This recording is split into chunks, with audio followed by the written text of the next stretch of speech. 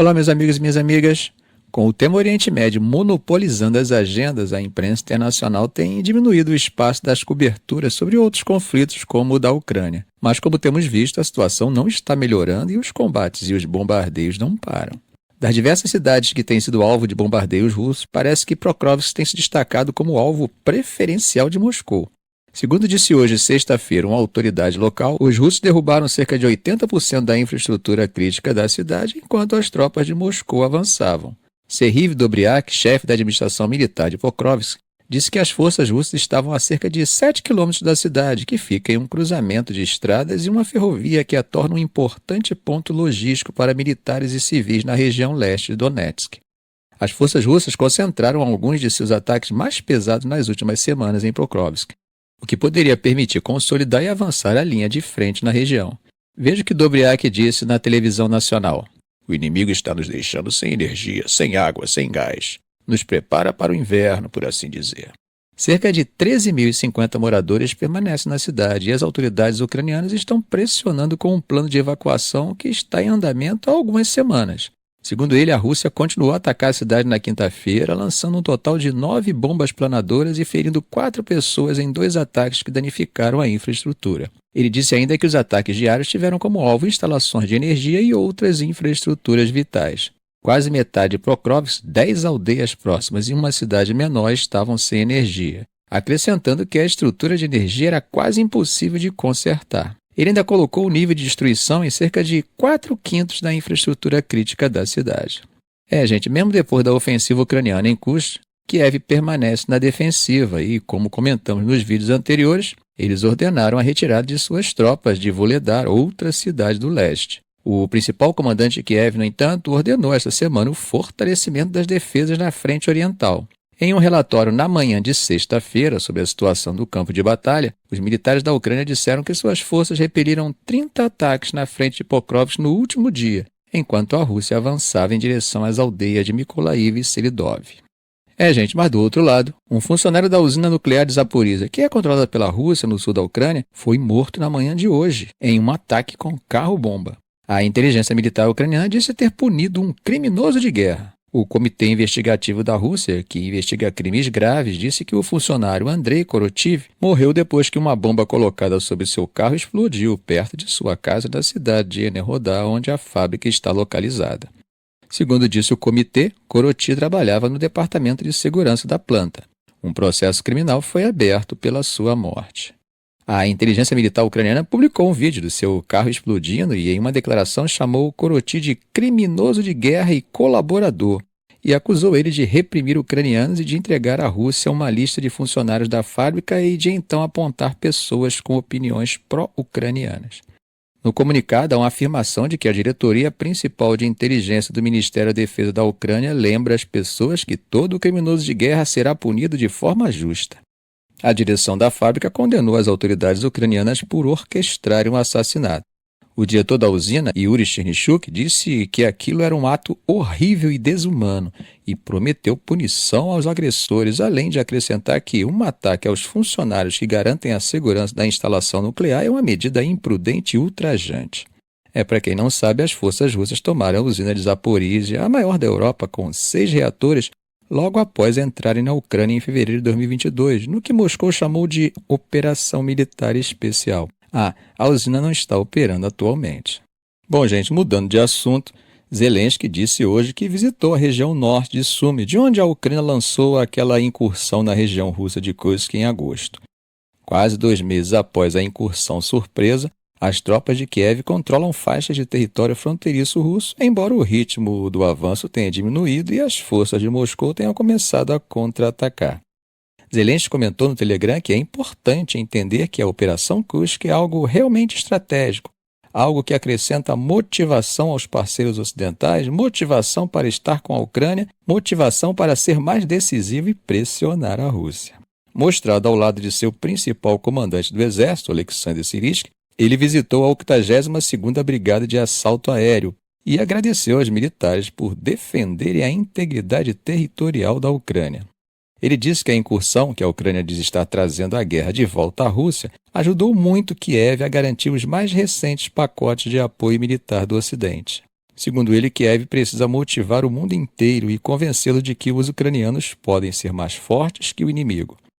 Zelensky ainda acrescentou que havia realizado uma reunião com seu comando militar e que havia discutido as linhas de frente e a situação energética na região de Sumi.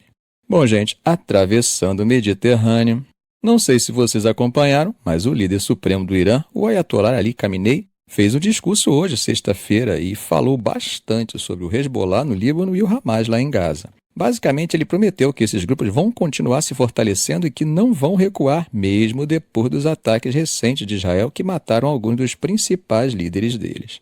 Foi um discurso bem forte, inclusive porque Khamenei não costuma fazer esse tipo de pronunciamento em público com tanta frequência.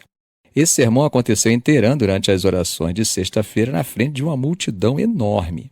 E o Ayatollah defendeu abertamente o ataque com mísseis balísticos que o Irã fez contra Israel nessa semana, dizendo que foi uma retaliação pelas mortes de Hassan Nasrallah, que era o secretário-geral do Hezbollah, e Ismail Haniyeh, líder político do Hamas. Segundo ele, essa ação foi brilhante e, além de ser completamente legal e legítima, estaria de acordo com o Alcorão, a Constituição do Irã e o direito internacional. A ideia dele é que qualquer país tem o direito de defender seu território e seus interesses diante de quem os agride.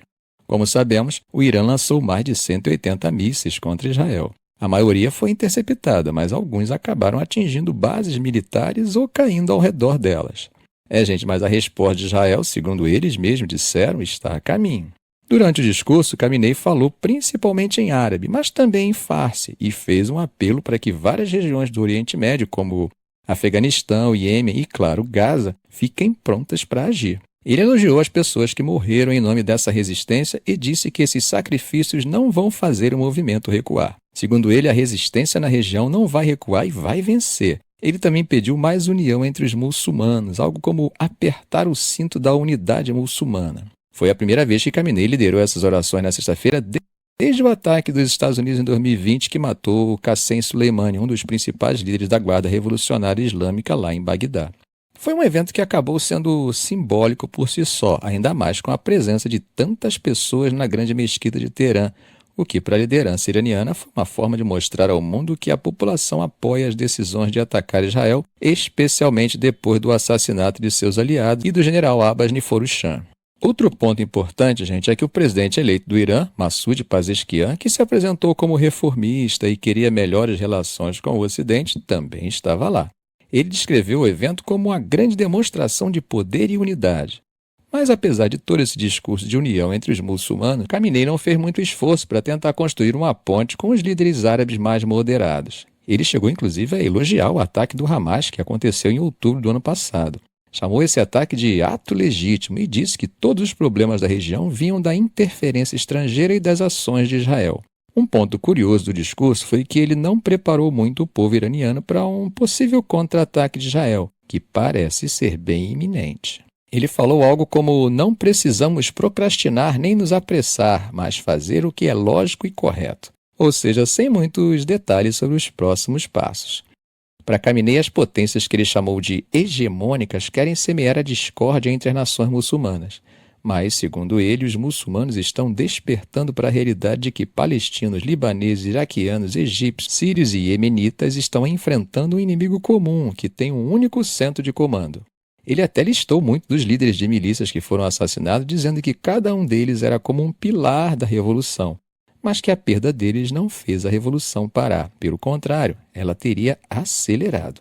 Ele ainda falou que, na opinião dele, a única conquista de Israel até agora foi gastar bilhões de dólares destruindo Gaza e o Líbano, questionando a capacidade do próprio Israel existir. O primeiro-ministro de Israel, Benjamin Netanyahu, por outro lado, fez um apelo direto aos iranianos comuns, pedindo para que eles se levantem e derrubem a liderança atual. Segundo Netanyahu, se o governo iraniano realmente se importasse com o povo, não gastaria bilhões de dólares em guerra sem sentido pelo Oriente Médio e usaria esse dinheiro para melhorar serviços públicos. Além disso, ele deixou uma mensagem bem direta, dizendo que não há nenhum lugar no Oriente Médio que Israel não possa alcançar. Enquanto isso, lá em Doha, os líderes dos estados do Golfo deixaram claro que não apoiariam um ataque dos Estados Unidos contra o Irã e que permaneceriam neutros. O discurso de Khamenei e a tentativa de vincular o destino do Irã diretamente à resistência palestina acaba trazendo alguns riscos e demonstra uma radicalização orientada pela lógica das agressões mútuas. Nessa lógica, gente, a dureza do próximo golpe costuma antever um golpe mais duro ainda em um verdadeiro espiral de violência e destruição. Bom, mas como disse um antigo e admirado estadista judeu que construiu o primeiro templo em Jerusalém, a resposta branda desvia o furor, mas a áspera suscita a ira.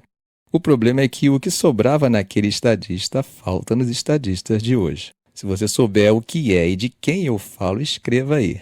Ficamos por aqui. Se esse vídeo foi útil a você, faça um comentário, compartilhe em suas redes sociais, dê um like. E é claro, se ainda não for inscrito, inscreva-se no canal e ative o sininho para não perder os próximos vídeos. Ok, gente? Um grande abraço do professor Arão Alves.